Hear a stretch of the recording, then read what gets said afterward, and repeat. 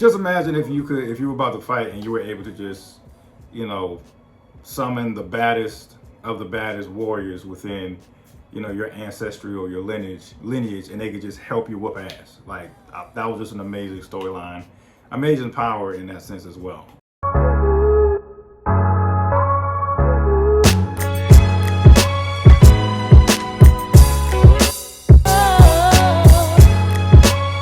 Hey, what's going on, folks? The latest episode of Ryan Reviews Everything, and we are talking about Echo. This is a recently dropped series on Disney Plus, and I'm not going to pretend like I'm some Marvel know-it-all because I'm far from that.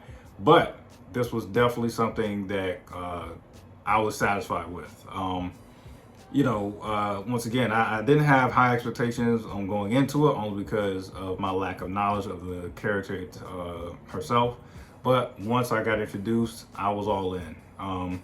In terms of skills and things of that nature, Echo is, I guess you could say, more of like a street level type of superhero. Meaning like she could go toe to toe with Daredevil. I'm sure if she came across Jessica Jones, she could go toe to toe with her. Stuff like that. Like she's not like on Avengers level in terms of combat. Like she may not want to see Thor or Iron Man, Captain America, so forth. But with all that being said, I thought this was an incredible series. For those who aren't familiar with Echo, she goes by the name the Private. What do you call it? Her real name in the show is Maya, and the actress goes by Alaqua Cox, and she did a tremendous job.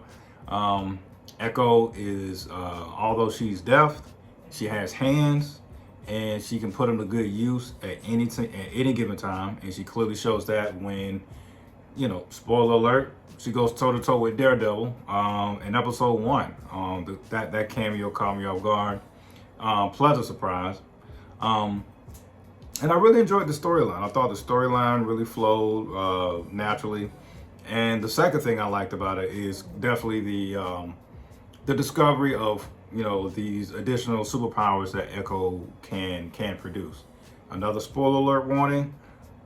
She eventually learns how to, I guess, call upon her ancestors when it's time to fight, when it's time to really get down. And you see all these different hints at the beginning of certain episodes.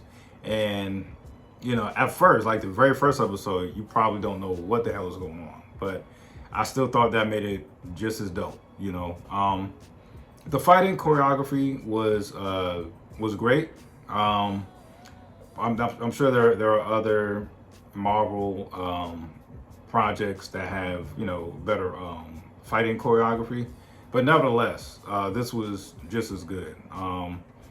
In terms of all the Marvel movies or shows, definitely, I'll say probably close to that top 10 range, if anything. I highly recommend it. My only slight takeaway, or I guess you could say nitpicky negative that I have about it, I didn't like how they portrayed Kingpin in this particular series. Kingpin, he's definitely an enigma in a roundabout way. Granted, yeah, he's, this criminal mastermind. He's a big, strong, powerful guy. He definitely pulls a lot of strings with his mafia connections, this and the third. But I don't know, man. I feel like in this particular Echo series, they made Echo. They made Kingpin, which is played by the legendary Vincent D'Onofrio. They made Kingpin look kind of soft to me. I'm not going to spoil it too much. That was probably my only thing that I really wasn't a big fan of. But I really loved how the storyline went. Fighting choreography was great. I like when they do a great job of when they introduce a particular Marvel hero. You definitely see the backstory of how they discover their powers. And I thought that was very, very special. Just imagine if you were about to fight and you were able to just, summon the baddest of the baddest warriors within, your ancestry or your lineage, and they could just help you whoop ass. Like that was just an amazing storyline, amazing power in that sense as well. And she had more than one ancestor who would help her get down. She had like 4 or 5 of them. So all in all, just a great show. Like I said, I'm keeping this pretty short. Love it or hate it, that's my review. Peace.